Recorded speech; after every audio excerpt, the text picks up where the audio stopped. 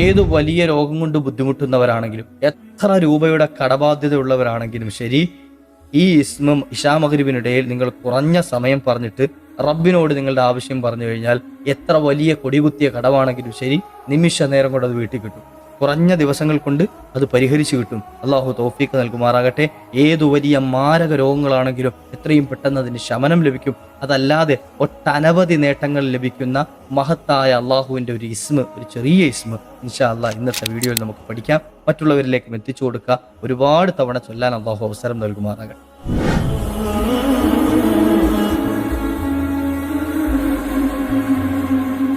അസ്സലാമു അലൈക്കും വറഹ്മത്തുള്ളാഹി വബറകാതുഹു. ബിസ്മില്ലാഹി വൽഹംദുലില്ലാഹി. അഊദു ബികലിമാത്തില്ലാഹി തമ്മാതി മിൻ കുല്ലി ശൈത്വാനിൻ വഹാമ്മ വമിൻ കുല്ലി ഐനിൻ ലാമ്മ. അല്ലാഹു നമ്മുടെ സൽക്കർമ്മങ്ങളൊക്കെ കബൂലാക്കുമാറാകട്ടെ. വന്നുപോയ അപാകതകൾ, വീഴ്ചകൾ, പാകപ്പിഴവുകളൊക്കെ അല്ലാഹു മാപ്പ് ചെയ്തു തരുമാറാകട്ടെ. ഒരുപാട് ആളുകൾ സങ്കടം പറയുന്നുണ്ട്, ഉസ്താദെ വല്ലാത്ത രോഗത്തിലാണ്, മക്കൾക്ക് രോഗമാണ്, മാതാപിതാക്കൾക്ക് രോഗമാണ്, അതുപോലെ ഭാര്യയ്ക്ക് രോഗമാണ്, ഭർത്താവിന് രോഗമാണ്, തുടങ്ങി ബന്ധുമിത്രാദികളുടെ രോഗം കൊണ്ട് ബുദ്ധിമുട്ടുന്നവർ. അല്ലാതെ എൻ്റെ ശരീരത്തിന് രോഗമുണ്ട്, കാലുവേദന, കൈമുട്ടുവേദന, അതുപോലെ തന്നെ ഊരയ്ക്ക് വേദന, അതുപോലെ കിഡ്നി സ്റ്റോൺ തുടങ്ങി ആന്തരികവും ബാഹ്യവുമായ അവയവങ്ങളിൽ പ്രശ്നങ്ങളുള്ളവർ പലരും ദ്വാരക്കാൻ ഏൽപ്പിച്ചവരുണ്ട്. അള്ളാഹു എല്ലാവർക്കും ശമനം നൽകുമാറാകട്ടെ. എൻ്റെ ഈ ശബ്ദം ശ്രവിച്ചുകൊണ്ടിരിക്കുന്ന പ്രിയപ്പെട്ട സഹോദരങ്ങളിൽ, ഉമ്മമാരിൽ, സഹോദരിമാരിലൊക്കെ ഉണ്ടാവും ഇതുപോലെ പ്രയാസങ്ങളുള്ളവർ. പല ഉമ്മമാർക്കും മുട്ടുവേദന പറഞ്ഞ് ദ്വാരക്കാൻ ഏൽപ്പിച്ചവരുണ്ട്. അതുപോലെ തന്നെ പലരും സ്ഥിരമായി മൈഗ്രെയിൻ്റെ ബുദ്ധിമുട്ട്, തലവേദന വരുന്നവരുണ്ട്. അതുപോലെ തന്നെ ഊരയ്ക്ക് വല്ലാത്ത ബുദ്ധിമുട്ടാണ്, അടുക്കള ജോലിയൊന്നും ചെയ്യാൻ കഴിയണില്ല, ഇങ്ങനെ പറഞ്ഞ് ദ്വാരക്കാൻ ഏൽപ്പിച്ചവരുണ്ട്. ഇങ്ങനെ തുടങ്ങി പല പ്രശ്നങ്ങളുള്ള ഷോൾഡറിന് വേദന ഉള്ള ആളുകൾ, സ്ത്രീകൾ പലരും, കാരണം സ്ഥിരമായി പാത്രം എടുക്കുകയും കഴുകുകയും ഒരുപാട് ജോലികളാണല്ലോ ഉള്ളവരൊക്കെ ആകുമ്പോൾ എന്ത് ചെയ്യും, സ്ഥിരമായി ചെയ്യുമ്പോൾ ഇങ്ങനെ ശരീരത്തിൻ്റെ പല ഭാഗങ്ങളിലും വേദന ഉണ്ടാവും. അപ്പം അങ്ങനെയൊക്കെ പറഞ്ഞ ആളുകളുണ്ട്. എന്തെങ്കിലും പരിഹാരം ഉണ്ടാവും. കാരണം ആത്മീയമായ ചികിത്സ, മരുന്ന് കഴിച്ച് വഴിക്കായി മരുന്നിങ്ങനെ കഴിക്കുക എന്നല്ലാതെ അത് വരും നിൽക്കും പോകും. ഇത് ശാശ്വതമായി തീർന്നു കിട്ടാൻ, മാറി കിട്ടാൻ, ആഫിയത്ത് കിട്ടാൻ എന്തെങ്കിലും മാർഗമുണ്ടോ എന്ന് ചോദിക്കുന്ന പല ഉമ്മമാരുമുണ്ട്, സഹോദരിമാരുമുണ്ട്. തീർച്ചയായിട്ടും അള്ളാഹുവിൻ്റെ ഇസ്മുകളുണ്ട്, അസ്മാഉൽ ഹുസ്ന. നമുക്ക് എന്തിനും പരിഹാരം. അസ്മാഉൽ ഹുസ്ന സ്ഥിരമായ എല്ലാ ദിവസവും നിങ്ങൾക്ക് മുഴുവൻ ചെല്ലാൻ പറ്റുമോ? നിങ്ങൾ ഭാഗ്യവാന്മാരാണ്. അത് കാണാതെ പഠിക്കാൻ പറ്റുമോ? നമ്മൾ സ്വർഗവാസികളാണ്. മുത്തുനബി തങ്ങൾ പരിചയപ്പെടുത്തിയല്ലേ അസ്മാഉൽ ഹുസ്ന എല്ലാത്തിനും പരിഹാരമാണെന്ന് ഖുർആൻ പറഞ്ഞതല്ലേ. അതുകൊണ്ടല്ലേ അത് ഓതിക്കൊണ്ട് നിങ്ങൾ അള്ളാഹുവിനോട് ചോദിച്ചോളാൻ പറയുന്നത്. അള്ളാഹു പരിശുദ്ധ ഖുർആൻ പറഞ്ഞ വലില്ലാഹി അസ്മാഉൽ ഹുസ്ന ഫദ്ഉഹു ബിഹാ. ഈ അസ്മാഉൽ ഹുസ്ന പറഞ്ഞിട്ട് നിങ്ങൾ എന്തും ചോദിച്ചോ, നിങ്ങൾക്ക് പരിഹാരമാണ്. ഇനി അസ്മാഉൽ ഹുസ്നയുടെ ഓരോ ഇസ്മുകൾക്കും പ്രത്യേകതയുണ്ട് അല്ലേ. ഓരോ ഇസ്മിനും പ്രത്യേക ഫലങ്ങൾ, ഫായിദകൾ അള്ളാഹു വെച്ചിട്ടുണ്ട്. അപ്പം അങ്ങനെ ആ ഫായിദ മനസ്സിൽ കരുതിക്കൊണ്ട് ആ ഫലം കിട്ടണമെന്ന ഉദ്ദേശം കൊണ്ട് ഒരാൾ അത് ചൊല്ലുകയാണ് എങ്കിൽ തീർച്ചയായിട്ടും ആ കാര്യം അള്ളാഹു നടത്തി കൊടുക്കും. അള്ളാഹു അതങ്ങ് സാധിപ്പിച്ചു കൊടുക്കും ഇൻഷാ അല്ലാഹ്. ഇന്നും അസ്മാഉൽ ഹുസ്നയിലെ മഹത്തായ ഒരു ഇസ്മ നമുക്ക് പരിചയപ്പെടാം. രോഗങ്ങൾ കൊണ്ട് കഠിനമായി ബുദ്ധിമുട്ടുന്ന ആളുകൾ, ഇനി അത് ചെറിയ രോഗമാകട്ടെ, വലിയ രോഗമാകട്ടെ, മക്കളുടെ രോഗമാകട്ടെ, മാതാപിതാക്കളുടേതാകട്ടെ, ഭാര്യ ഭർത്താക്കന്മാരുടേതാകട്ടെ, ആരുടെ ആണെങ്കിലും രോഗം കൊണ്ട് വിഷമിക്കുന്നവരാണോ, തീർച്ചയായിട്ടും മഹത്തായ ഒരു പരിഹാര മാർഗം അസ്മാഉൽ ഹുസ്നയിലുണ്ട്. നമുക്കൊന്ന് കേട്ടാലോ. അള്ളാഹുവിൻ്റെ ഇസ്മുകളുടെ കൂട്ടത്തിൽപ്പെട്ട വലിയ ബറക്കത്തുള്ള ഇസ്മാണ് അൽ ബാരിഉ എന്ന നാമം. അൽ ബാരിഉ എന്ന നാമം. ഈ ഇസ്മ ചൊല്ലുന്നതിനനുസരിച്ച് ഒരു മനുഷ്യൻ്റെ ദറജ അള്ളാഹു വർദ്ധിപ്പിച്ചു കൊടുക്കണം. ആ അള്ളാഹുവിൻ്റെ മഹത്തായ ഇസ്മ ഇങ്ങനെ ചൊല്ലുന്നതനുസരിച്ചിട്ട് ഒരു മനുഷ്യൻ്റെ ദറജ ഇങ്ങനെ ഉയർന്നു വരും. അപ്പോൾ നമുക്ക് എത്ര ചൊല്ലാൻ പറ്റുമോ അത്രയും അധികരിപ്പിച്ച് ചൊല്ലുക. അള്ളാഹു തൗഫീഖ് നൽകുമാറാകട്ടെ. ഇമാം യൂസുഫ് നബ്ഹാനി തങ്ങൾ പഠിപ്പിക്കുകയാണ്. യൂസുഫ് നബ്ഹാനി തങ്ങൾ പറയുകയാണ് അവിടുത്തെ കിതാബിൽ, ആരെങ്കിലും ഒരാൾ 100 തവണ വീതം, ഞാൻ ബാരിഉ എന്നൊക്കെ 100 തവണ ചൊല്ലാൻ വളരെ എളുപ്പം, പെട്ടെന്ന് കഴിയും. 2 മിനിറ്റ് പോലും വേണ്ടി വരില്ല ചിലപ്പോൾ. 100 തവണ വീതം 7 ദിവസം തുടർച്ചയായിട്ട് ഇഷാഇൻ്റെയും മഗ്രിബിൻ്റെയും ഇടയിൽ, ഇഷാഇൻ്റെയും മഗ്രിബിൻ്റെയും ഇടയിൽ, ഇപ്പോൾ നമ്മൾ ഭക്ഷണം കഴിച്ച്, ഇപ്പം നോമ്പ് തുറക്കുന്ന സമയമൊക്കെ ആയതുകൊണ്ട് ഭക്ഷണം കഴിച്ചു കഴിഞ്ഞ് നമുക്ക് ഇഷാ ബാങ്ക് കൊടുക്കുന്നതിന് കുറച്ച് സമയം മതിയല്ലോ, 2 മിനിറ്റ് എന്ത് ചെയ്യുക, നമ്മൾ ഇരുന്നു കൊണ്ട് എന്ത് ചെയ്യുക, ആ മഹത്തായ സമയത്ത് 7 ദിവസം തുടർച്ചയായിട്ട് 100 തവണ ഒരാൾ ഈ ഇസ്മ ചൊല്ലിക്കഴിഞ്ഞാൽ, ഈ ഇസ്മ ചൊല്ലിയതിന് ശേഷം എന്താവശ്യമാണോ റബ്ബിനോട് അവർ ചോദിച്ചത് ആ ആവശ്യം അല്ലാഹു നടത്തി കൊടുക്കുന്നതാണ് എന്ന് അവിടെ നമുക്ക് ചോദിക്കാൻ എമ്പാടുമുണ്ട്. ഏറ്റവും നല്ലൊരു ദുആ, റബ്ബനാ ആതിനാ ഫിദ്ദുനിയാ ഹസന വഫിൽ ആഖിറതി ഹസന വഖിനാ അദാബന്നാർ. ഈ ഒരു ദുആ ആ സമയത്ത് എന്തായാലും നമ്മൾ ചൊല്ലിയിരിക്കണം. ഈ ഇസ്മ ചൊല്ലിയതിന് ശേഷം ഈ ദുആ ചൊല്ലണം. എന്തിനു വേണ്ടിയിട്ടാണെന്നറിയോ? അതിലെല്ലാം പെട്ടിട്ടുണ്ട്. നമ്മുടെ ദുനിയാവിൻ്റെ ആവശ്യം പെട്ടു, ആഖിറത്തിൻ്റെ ആവശ്യം പെട്ടു, മുഴുവൻ പെട്ടിട്ടുണ്ട്. അപ്പോൾ ദുനിയാവിൽ നമുക്ക് എന്തൊക്കെ വേണോ അതൊക്കെ നമ്മൾ ചോദിച്ചു എന്നാണ് എൻ്റെ അർത്ഥം. ആഖിറത്തിന് എന്തൊക്കെ വേണോ അതൊക്കെ അതിൽ പെട്ടു. അപ്പം അതുകൊണ്ട് എന്ത് ചെയ്യുക, ആ ദുആ ഒരിക്കലും മറക്കരുത്. ഇനി സ്പെഷ്യലായിട്ട് പ്രത്യേകമായിട്ട് അള്ളാഹു എൻ്റെ കടബാധ്യത തീർത്തു തരണേ അള്ളാഹുവെ എൻ്റെ രോഗങ്ങൾക്ക് നീ ശമനം നൽകണേ. എടുത്തു പറയാം, അള്ളാഹു എൻ്റെ കാൽമുട്ട് വേദനയുണ്ട്, നീയാണ് ആ രോഗം നൽകിയവൻ, നീ എനിക്ക് ഷിഫയാക്കി തരണേ അല്ലാഹ്. എനിക്ക് ഷോൾഡർ വേദനയുണ്ട്, നീയാണ് നൽകിയത്, നീ എനിക്ക് ഷിഫയാക്കി തരണേ അല്ലാഹ്. അല്ലെങ്കിൽ എൻ്റെ മക്കൾക്ക്, എൻ്റെ സഹോദരങ്ങൾക്ക്, എൻ്റെ ഭാര്യയ്ക്ക്, അല്ലെ എൻ്റെ ഭർത്താവിന് ഇങ്ങനത്തെ അസുഖങ്ങളുണ്ട് റബ്ബെ, നീ അത് ഷിഫയാക്കി തരണേ അല്ലാഹ്. നമുക്ക് എന്താവശ്യമാണോ അത് റബ്ബിനോട് ചോദിക്കുക. രോഗശമനം എത്രയും പെട്ടെന്ന് ലഭിക്കുമെന്ന് മഹാന്മാർ പഠിപ്പിച്ചതായി കാണാം. മഹാനായ ഇമാം യൂസുഫിൻ്റെ ബഹാനിത്തങ്ങൾ അവിടുത്തെ കിതാബിൽ ഉദ്ധരിക്കുന്നതായി കാണാം. എത്ര വലിയ കടമുള്ളവരാണോ, കടം കൊണ്ട് പ്രയാസപ്പെട്ടിട്ട് ഇടങ്ങേറായി കഴിയുന്നവരുണ്ടല്ലേ, കടം തന്നവരെ കാണുമ്പോൾ ഒളിച്ചു നടക്കേണ്ട അവസ്ഥ, അവരെ കാണുമ്പോൾ അവരുടെ കണ്ണിൽ പെടാതെ മാറി നടക്കേണ്ട അവസ്ഥയുള്ളവരുണ്ടോ, തീർച്ചയായിട്ടും നിങ്ങൾ ഈ ഇസ്മ ചൊല്ലിക്കോളി, പതിവാക്കിക്കോ. നമുക്ക് ഒരുപാട് മാർഗങ്ങൾ മുമ്പിലുണ്ട്, എന്നിട്ട് ആ മാർഗങ്ങളൊന്നും നമ്മൾ ചെയ്യാതെ വീണ്ടും ഇപ്പോൾ അവിടെ കടം വീട്ടുണ്ടെങ്കിൽ ഇപ്പുറത്തുനിന്ന് വാങ്ങിയിട്ട് കൊടുക്കാൻ നിൽക്കാം. എന്നാൽ നമ്മൾ ചോദിക്കുമ്പോൾ എടുത്ത് തരാൻ അദ്ദേഹത്തിനൊരു മനസ്സ് കിട്ടണമെങ്കിൽ, അദ്ദേഹത്തിൻ്റെ മനസ്സുണ്ടാകണമെങ്കിൽ അത് റബ്ബ് കനിയണം അല്ലേ. ചിലപ്പോൾ മൂപ്പരുടെ കയ്യിലുണ്ടാവും, അയാളുടെ കൽബിൽ ചിന്തിക്കുകയാണെന്ത്, ഇവൻ അവിടുന്ന് കടം മേടിച്ചിട്ട് അവിടെ കൊടുത്തിട്ടില്ല, പിന്നെ എൻ്റെ കയ്യിൽ എങ്ങനെയാണ് കടം മേടിച്ചാൽ എനിക്ക് തിരിച്ചു തരാം എന്ന് ചിന്തിച്ചു കഴിഞ്ഞാൽ നമുക്ക് അയാൾ കടം തരൂല. മുപ്പര് കള്ളം പറഞ്ഞ് ഒഴിവാക്കും നമ്മളെ, എൻ്റെ കയ്യിലില്ല എന്ന് പറഞ്ഞു. അതുകൊണ്ട് തന്നെ നമുക്കൊരാൾക്ക് തരാൻ തോന്നണമെങ്കിലും അള്ളാഹു അല്ല അതിൻ്റെ മാർഗ്ഗങ്ങൾ തുറന്നു തരേണ്ടത്.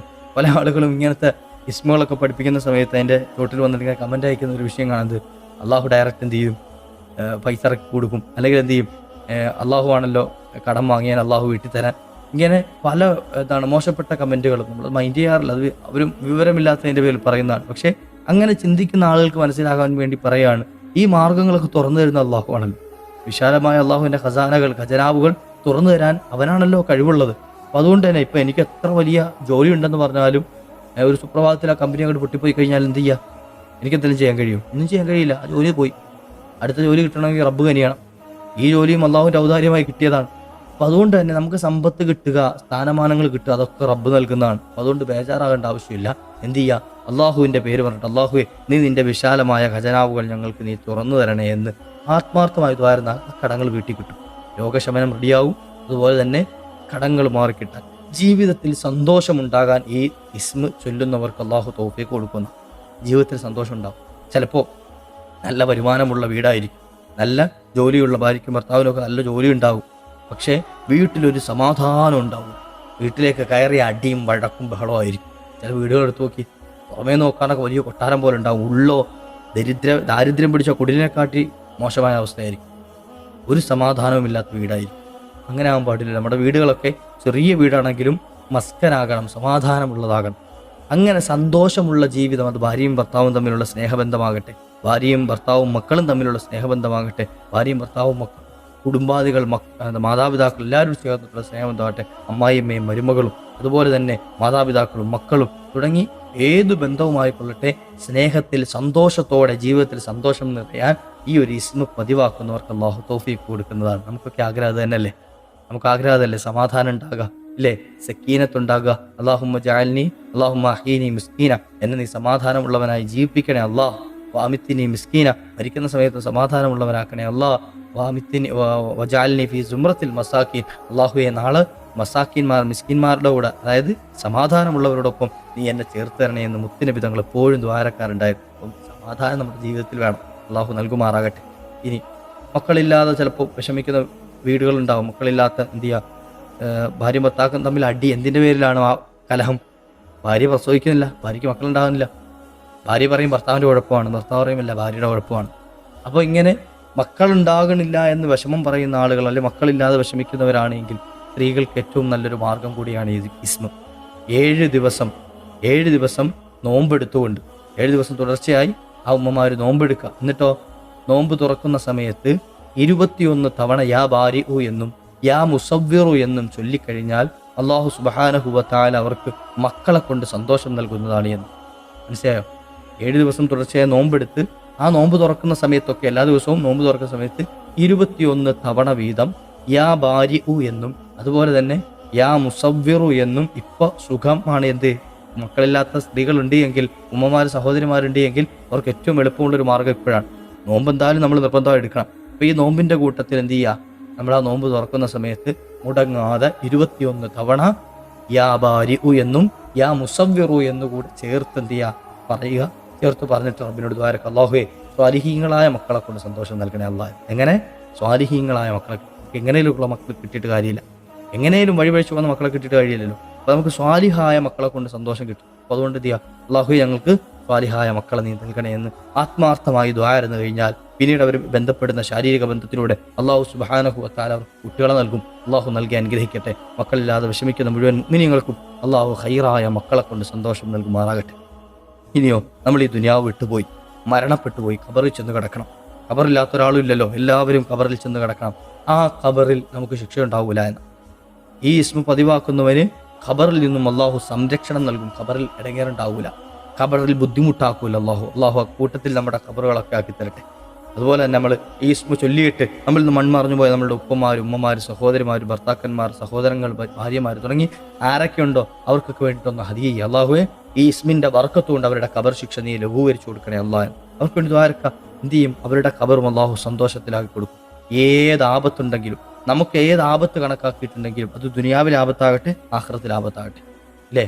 നമ്മൾ വാഹനത്തിൽ യാത്ര ചെയ്യുന്നവരാണ്, അപകടങ്ങളിൽ പെട്ടുപോകാൻ സാധ്യതയുണ്ട്.